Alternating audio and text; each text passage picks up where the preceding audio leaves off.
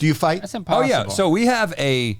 In a sense, we fight. We've never punched each other in the face. I don't think we've ever got close. I love to that doing you're it. saying that with pride. That's an amazing. We've never. Either did we. Well, I just want to set the standard. We've never had one of those things. It's been harder to not punch you in the face than.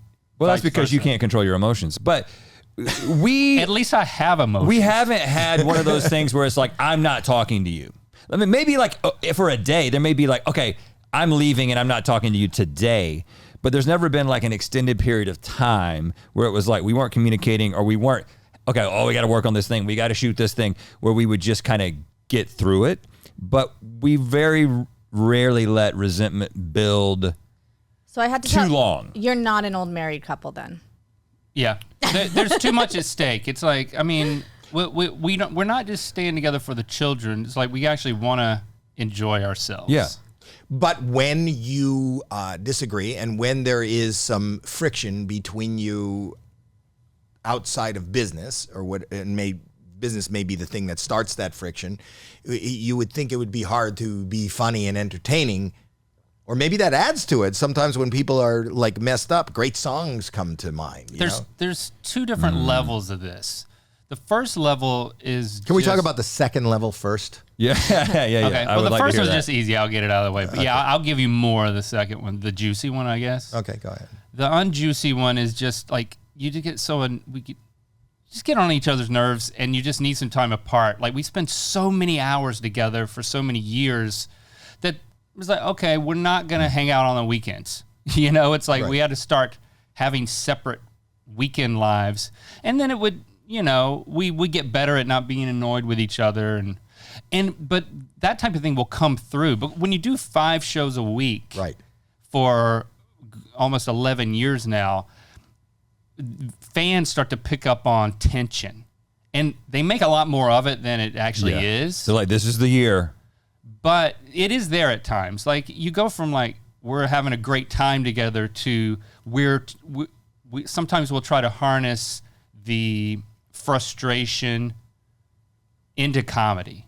So we'll start taking more jabs at each other. And it's just a different tone.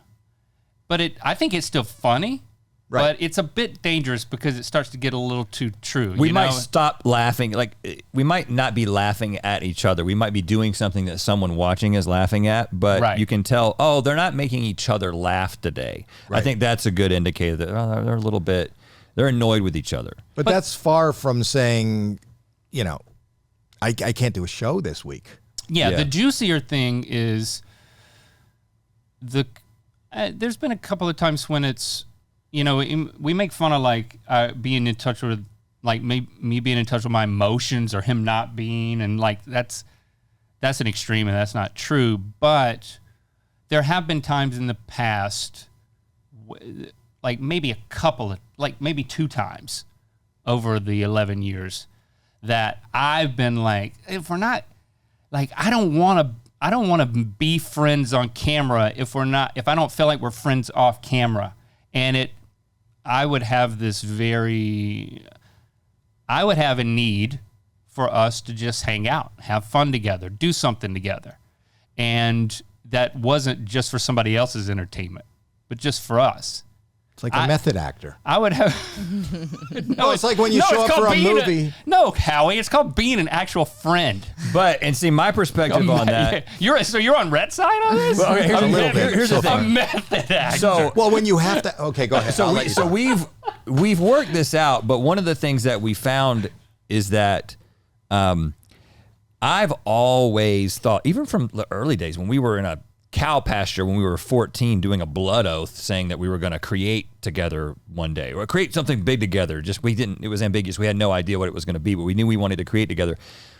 When we get together, like, we were in a high school band together. I always saw us being together, like our friendship was kind of based in the things that we were going to do together and to create together. So sometimes we'll be hanging out, we'll be watching something, and I can't watch anything. I can't be entertained by anything without immediately start thinking about, well, what are we going to do? Like, what does this inspire us to do? And sometimes it'll be like, don't talk about work right now.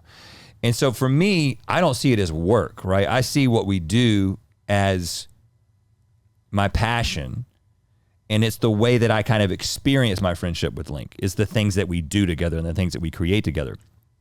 But I respect him when he says, let's not talk about work, because I do realize that, well, it is also business. It is also work. And if it just becomes about the things that we're doing together, which are so externally focused, they're designed to kind of be for somebody else a lot of times and not just for us, that I have to kind of pull back and be like, okay, you know what? We'll talk about that on Monday.